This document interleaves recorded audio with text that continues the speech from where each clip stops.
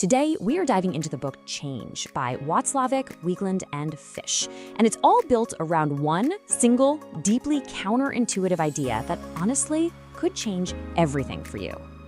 Just let that sink in for a second. The solution is the problem. Our whole lives, what are we taught? If something isn't working, you just need to try harder, right? Push more effort.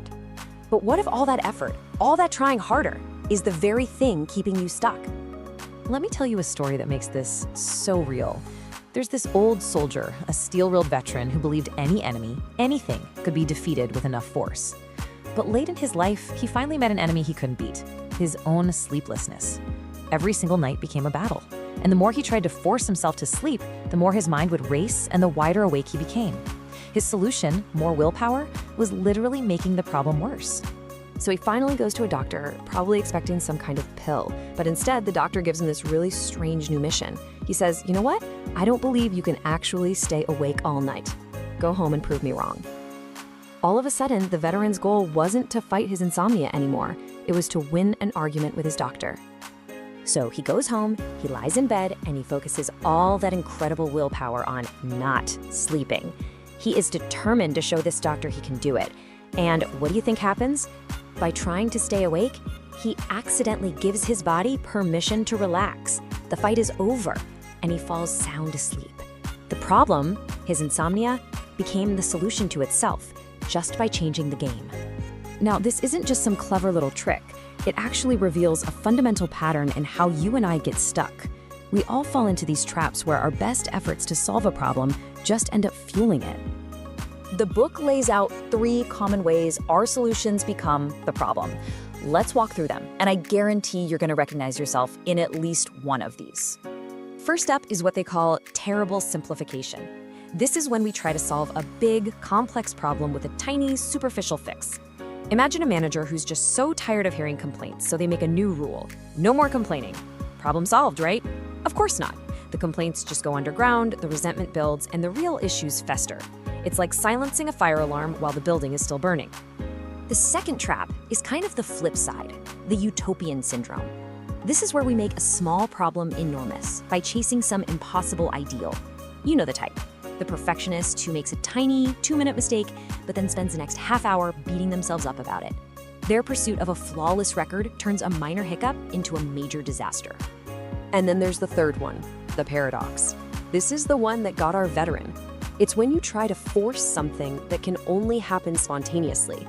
I mean, have you ever tried to force yourself to relax? The very effort creates tension. It's like demanding a spontaneous compliment from your partner.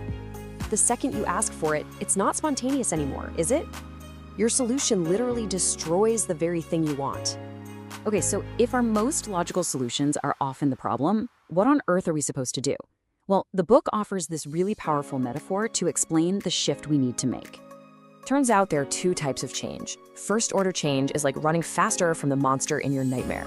You're changing what you're doing, sure, but you're still stuck inside the dream. Second order change is waking up. It's a shift in your perspective that is so profound that the old problem, that monster, it just becomes completely irrelevant. This is it, exactly. As long as you are operating inside the problem's logic, you're just rearranging the chairs on the deck.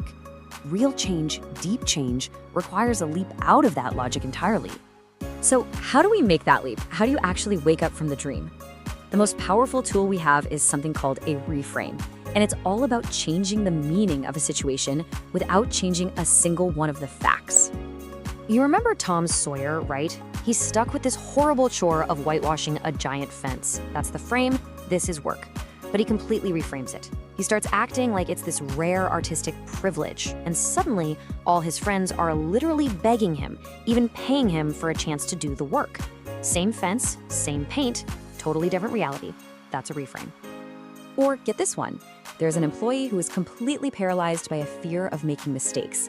His solution is to obsessively check and recheck everything, which just makes him more anxious. The reframe? His new assignment is to intentionally make one small, harmless mistake every single day. All of a sudden, making a mistake isn't a failure anymore, it's a success. He did his job. By making it a deliberate choice, the fear just loses all its power. Okay, or how about this one? Because this one is wild. A young couple feels totally controlled by their overly helpful in-laws. They feel so guilty saying no because, their parents do so much for them. The counterintuitive advice they got? Ask for more. Ask for so much help so often that the in-laws themselves finally say, you know what, you two are adults now, you really need to be more independent. By leaning into the problem, they force the other side to draw the very boundary they could. I even use this with my own daughter. When she was learning to swim, she was so terrified of being nervous. So I offered her a reframe. I said, honey, to learn how to swim, you have to be nervous 100 times. You've already done 4, only 96 to go. And just like that, her nervousness wasn't a failure, it was progress. It went from being an enemy to being a milestone on the path. Okay, this is where it gets really interesting, because you can apply this exact thing to your own life right now. I want you to think about an area where you feel stuck.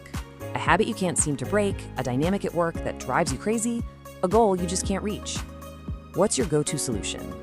And be honest, is it just more of the same thing that already isn't working? Are you just running faster and faster inside the dream? So here is your counter move. For that one problem, just for a moment, stop trying to fix it. Stop trying to eliminate it.